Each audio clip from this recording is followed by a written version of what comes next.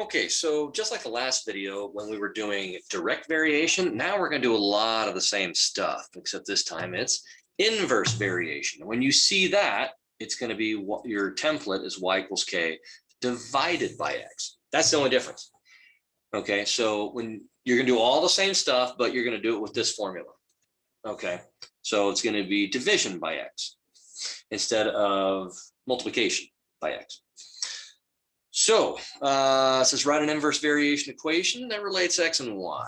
All right, so we know that when y is 5, x is 6. So if we multiply by 6, k is 30, yielding y equals 30 over x. Boom, part A is done. That's it. Just like we did before with direct, plug in the numbers where they tell you to plug them in and then evaluate. Then it says, okay, so now we got y equals 30 over x. So then it says right here in part B, hey, what's going on with y when x is negative 20?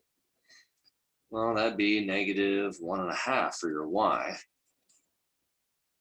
And then that's it. That's really just it. Okay, so now for each equation, determine whether it's direct or inverse or neither. All right. So, and there are some shortcuts you can use to figure it out, but whatever. Okay.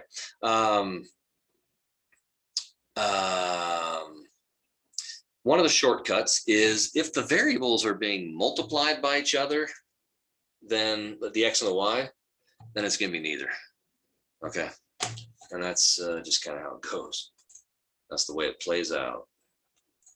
Oh, wait.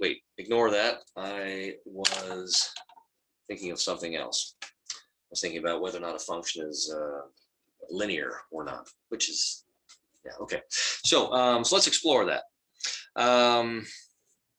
Let's you know, build our own little input-output table and throw some stuff in. So when x is 0, what does y have to be? Maybe we should solve for y first. Okay, so if we divide by 2x, we get 8 over 2x, or 4 over x.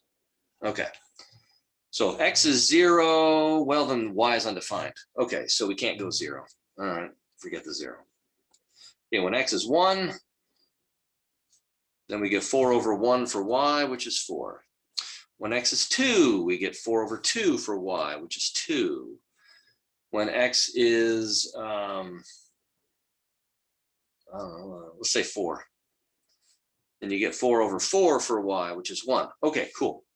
Now, remember, if it's direct variation, it'll follow the pattern y equals kx, or solving for k will have to be y over x every time. So let's figure out what y over x is. And if it's constant every time, then yeah, it should be direct variation. So 4 over 1 is 4, 2 over 2 is 1, 1 over 4 is 1. Okay, so those are not the same number. So it's not direct variation.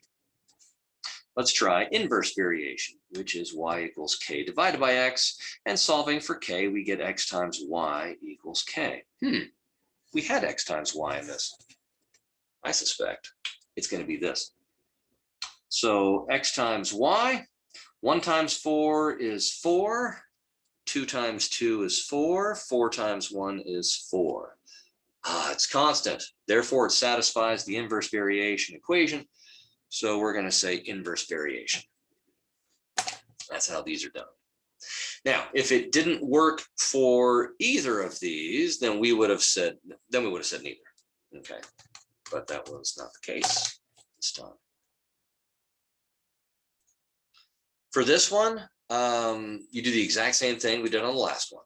I think Alex wanted me to do the last one just a little differently, but you know, my method is going to work every time on it. So just do the exact same thing on this one.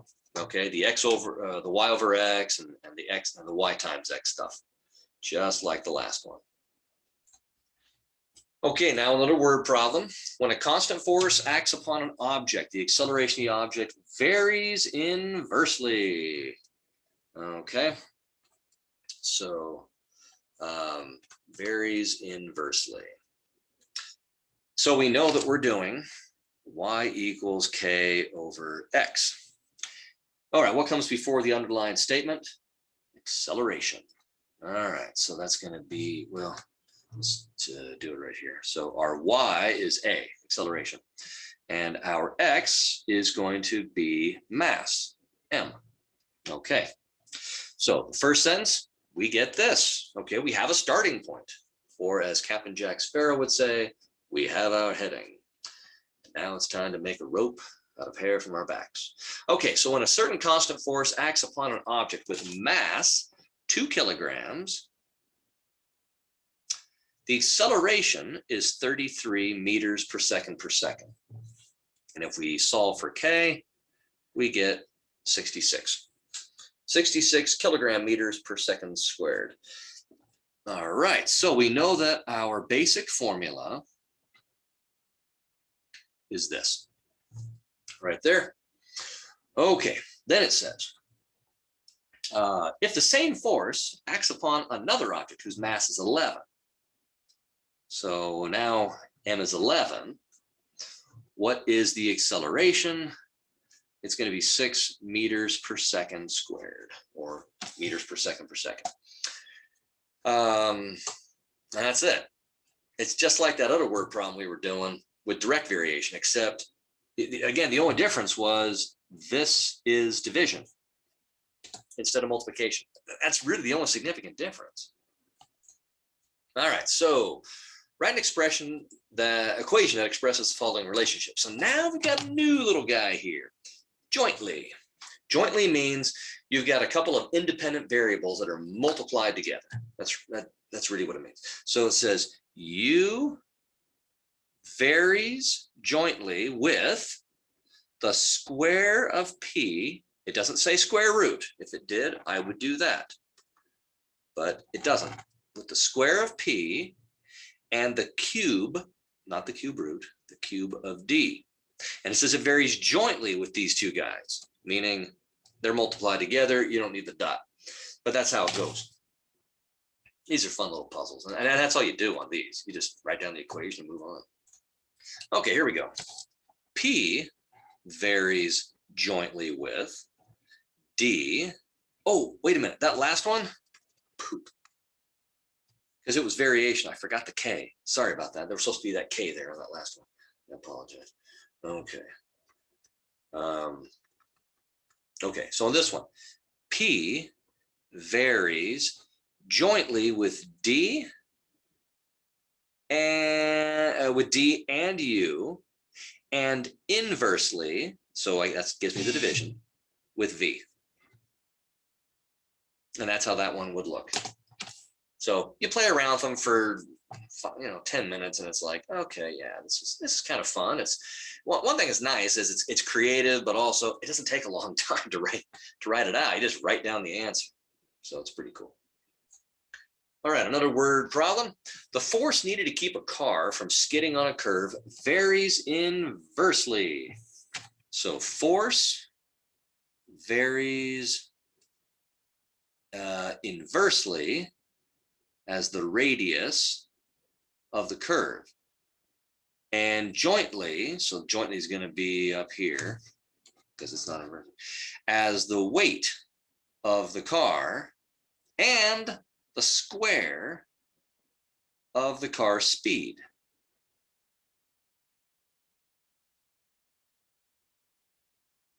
Okay.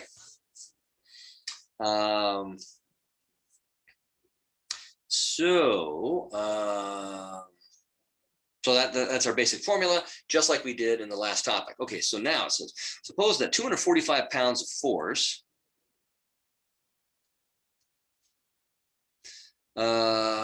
keeps a 2,000-pound car, so that's the weight, from skidding on a curve of radius 600 feet at 35 miles per hour.